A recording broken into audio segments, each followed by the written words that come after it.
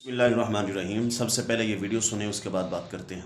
ननकाना साहब में कुरान पाक की मुबैना बेहुरमती का वाक़या, मुजाहिरीन का पुलिस स्टेशन पर हमला, मुश्तइल हुजूम के तशद्दुद से गिरफ्तार मुल्ज़िम हलाक हो गया।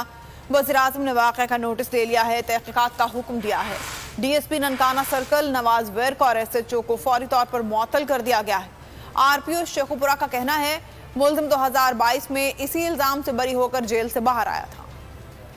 ननकाना साहब में कुरान पाक की बेहुरमती का वाक़या, मुश्तइल अफराद का थाने पर हमला, थाने में बंद मुल्ज़िम भी ना बच सका। ननकाना साहब के इलाके वारबर्टन संदनाना टाउन में कुरान पाक की बेहुरमती पर लोग मुश्तइल हो गए। शहरियों का मुल्ज़िम पर तशद्दुद।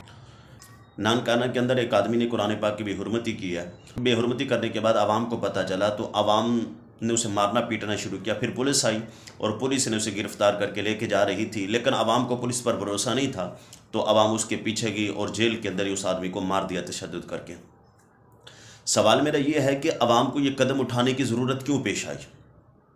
क्या हमारी कौम का अब अपनी अदालत पे भरोसा नहीं है, अपने अदारों पे भरोसा नहीं है, अपनी हुकूमत पे भरोसा नहीं है? यही आदमी सन 2019 में गुस्ताखी करता है कुरान पाक की। उस वक़्त भी इस पे पर्चा दर्ज हुआ, 2-3 साल जेल में रहा, कोई सज़ा नहीं मिली। अच्छी खासी सज़ा मिलती, उसको इबरत का निशान बनाती है तो आज ये वाक़या पेश ना आता, आवाम को ये ना करना पड़ता। आखिर आवाम को ये क्यों करना पड़ता है? इसलिए कि हमारी अदालतें, हमारे अदारे इंसाफ नहीं करते, मुल्ज़िम को छोड़ देते हैं। जब मुल्ज़िम को छोड़ते हैं तो फिर नतीजा यही आता है जो हमारे सामने आया। अगर हम इंसाफ करें, हमारी अदालतें इंसाफ करें, हमारे अदारे इंसाफ करें, भाई 3 साल पहले वही आदमी गुस्ताखी करता है, आप ये वीडियो सुन सकते हैं, खुद वो बता रहा है कि पहले भी 3 साल पहले इसने गुस्ताखी की थी, 3 साल जेल में रहा, सन 2022 में बाहर आता है, फिर उसने गुस्ताखी कर दी है।